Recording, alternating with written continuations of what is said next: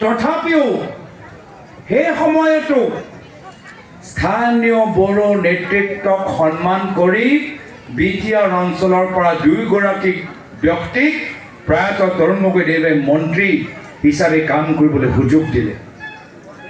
এয়া আছিলে কংগ্ৰেছ দলৰ উদাৰতা। যি সময়ত বেলেগ দলৰ ৰাজনৈতিকভাৱে প্ৰয়োজন নাছিল, তথাপিও মিত্ৰতাৰ পৰম্পৰা ৰক্ষা কৰি BPF দলৰ লগত তেওঁলোকক চৰকাৰৰ অংশীদাৰ হ'বলৈ এটা সুযোগ দিলে আৰু বিটিআৰ অঞ্চলত মাত্ৰ উন্নয়নৰ ওপৰত জোৰ দিলে আৰু স্থানীয় বড়ো নেতৃত্বক কেতিয়াও তেওঁ ৰাজনৈতিকভাৱে ক্ষতি কৰা নাছিল। ক্ষতি আমাৰেই হ'ল, কংগ্ৰেছ দল সংগঠন বনাব নোৱাৰিলে।